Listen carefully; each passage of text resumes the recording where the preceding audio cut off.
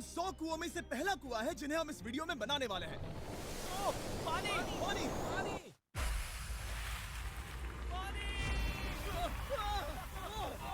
आपने अभी अभी केन्या के एक छोटे से गांव को पीने के पानी का अनलिमिटेड सप्लाई मिलते हुए देखा, वो भी सिर्फ 1 सेकंड में। अभी एक कुआं बना है और 99 बाकी हैं। आपको ये वीडियो बहुत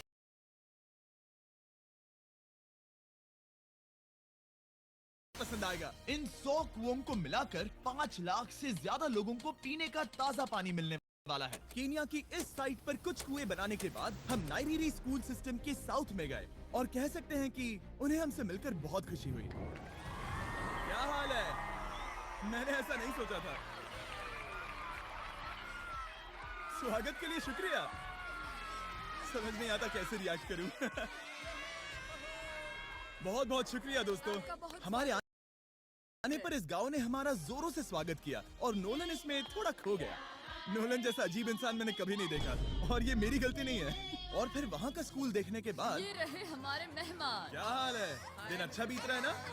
सबसे मिलकर अच्छा लगा। एक टीचर ने मुझे दिखाया कि स्टूडेंट्स कहाँ से पानी पीते हैं, जो कि एक बहुत ही अनसेफ नदी से आ रहा था। तो आपके स्टूडेंट्स यहीं से पानी पीते हैं? हाँ ये बुरी बात है। हाँ, स्टूडेंट्स हमेशा डायरिया जैसी बीमारी, टाइफाइड जैसी बीमारी की कंप्लेंट्स करते हैं क्योंकि वो ऐसा पानी पीते हैं। तो हाँ। हम कोशिश करते हैं, पर देख रहे हो ना, अब क्या कहा जाए। पर क्या करे, जिंदगी तो जीनी ही है और पानी तो सबको चाहिए होता है। जाहिर है कि इनकी हालत सच में बहुत खराब है। असुरक्षित पानी पीने से इन बच्चों की जिंदगी बहुत कम होती जा रही है। पर कम से कम इस गांव की मदद करने की हम पूरी कोशिश करने वाले हैं। क्या पता ये मुझे फिट आएगा या नहीं। मेरा सिर बड़ा है। देखते हैं पानी मिलता है या नहीं। ओ, ओ, बारिश हो रही है।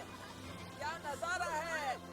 पानी जमीन से बाहर आने के बाद उसे ऐसे बैरल्स में इकट्ठा किया गया और बैरल्स को वाटर टावर्स पर लगाने के बाद आसपास के गांव के लोगों के पास सिर्फ पीने के लिए साफ पानी ही नहीं था, पर एक प्रेशराइज्ड वाटर सोर्स भी था, जिसका मतलब है कि लॉन्ड्री के लिए सुरक्षित पानी भी मिलेगा।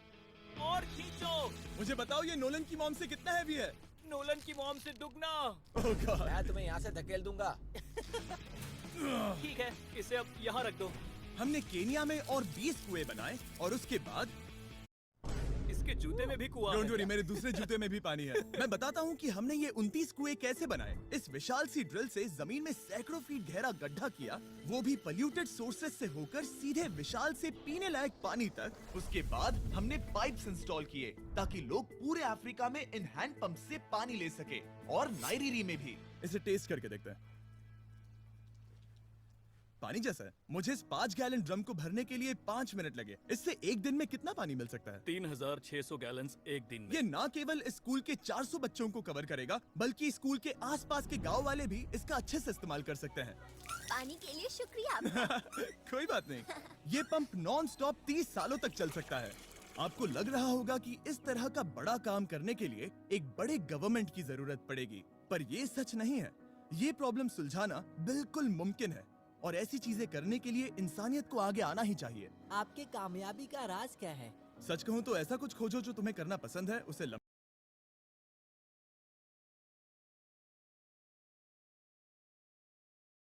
तक करो और तुम्हें कामयाबी जरूर मिलेगी। मैं इससे बहुत करीब लाने वाला हूँ। देख रहे हो? मजेदार है ना? जरा ऊपर देखो, और देखो, वो रिकॉर्ड कर रहा है। ठीक है, मैं इसे करीब लाने वाला हूँ। ठीक है।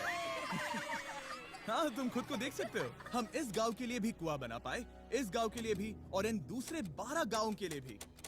और जब हम ये पंप्स लगा रहे थे, तब हमने यहाँ के एक स्कूल को नए कंप्यूटर से अपग्रेड भी कर दिया। बच्चों को ये कैसा लगा? उन्हें शुक्रिया, सच उन्हें में ये बहुत पसंद पसंद आया। खुशी है कि सब ठीक से हो गया।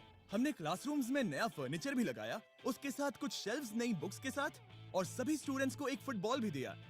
Thank you mister beast, thank you. यहाँ तक कि सभी क्लासरूम्स में नए व्हाइट बोर्ड्स और प्रोजेक्टर्स भी लगाए। आप सबको ये प्रोजेक्टर पसंद आया?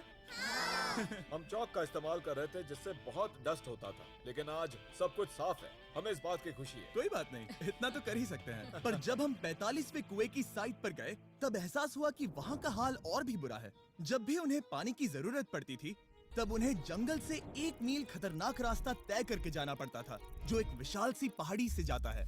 मैं जल्दी उठता हूँ लगभग सुबह 4 बजे ताकि मैं स्कूल के लिए पानी ला सकूँ। यहाँ से पानी निकालना सेफ नहीं है। ये जगह बहुत स्लिपरी है जिससे किसी को चोट लग सकती है। हमने उनके कुएं पर काम करना शुरू किया तब उन्होंने मुझे दिखाया कि वो पानी कहाँ से निकालते थे।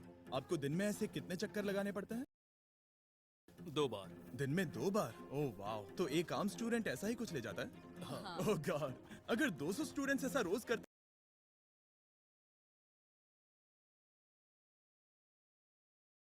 तो ये कितना मुश्किल होगा? बहुत मुश्किल हो सकता है। ओह गॉड, ये ढलान तो बहुत बड़ी है। अरे यार, ये ढलान तो रुकने का नाम ही नहीं ले रही। हर रोज मैं सच में दंग रह गया कि ये चढ़ाई कितनी मुश्किल थी। ये सब इतना कुछ करते हैं ताकि वो यहाँ तक पहुँच सके जहाँ इन्हें साफ पीने का पानी मिल सके। आमतौर पर आप पानी यहीं से लेते हो? हाँ। और पानी भरने के बाद ये जग्स लगभग 18 किलो तक हो जाते हैं, जो इन बच्चों के लिए पहाड़ियों से ले जाने के लिए बहुत मुश्किल है। लेडीज आराम से ये 2 उठा सकती ओह, हैं। तो मैं अभी जरूर ले जा पाऊंगा। और एक बार हमने जग्स भर लिए, उसके बाद वक्त था वापस ऊपर जाने का। जल्दी करो, चलते हैं। इससे तो पसीना भी नहीं आ रहा है। मैं ले लूंगा। और अब घंटों तक असुरक्षित पानी को इकट्ठा करने के बजाय उनका नया पंप स्कूल के बस 10 फीट दूर था। तो अब ये यहाँ से पानी ले सकते हैं। बहुत थक गया हूँ। और फिर हम गए हमारे अगले गांव में जहां हमने बनाया हमारा 46वां कुआं। पर हमें एक प्रॉब्लम से गुजरना पड़ा। हमने देखा कि ये गांव आधे से बटा हुआ है, वो भी इस खतरनाक सी नदी से। ये अभी इतनी खतरनाक नहीं लगेगी, पर जब बारिश का मौसम आता है पानी ऊपर तक आकर इस पुल को पूरी तरह से निगल लेता है। और ये पुल इसलिए इतना जरूरी है क्योंकि वहाँ जो गांव है वहीं पर सभी हॉस्पिटल्स और स्कूल्स हैं, इसलिए यहाँ से रोज गुजरना पड़ता है। ये खतरनाक है, लेकिन इस पुल के अलावा इनके पास और कोई ऑप्शन नहीं है। जब ये नदी उफान पर होती है तो ये किसी को भी बहा ले जाती है। लोग, स्टूडेंट्स, यहाँ तक कि जानवर भी। हाल ही में इस नदी को क्रॉस करने की कोशिश में हमने 3 लोगों को खो दिया। इस तरह किसी की जान जाना पागलपन है और हम इसे स्वीकार नहीं कर सकते। और जिस पल हमने इस बारे में सुना तब हमें मदद करनी ही पड़ी।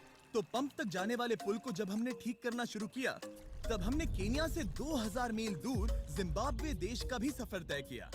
अफ्रीका में आए 1 हफ्ते से ज्यादा हो गया है और अब भी कई पंप्स लगाने बाकी हैं। तुम में से बदबू आ रही पर है। मैंने सुबह ही शावर लिया था। बात होते ही मैं हाथ नीचे ले लूंगा।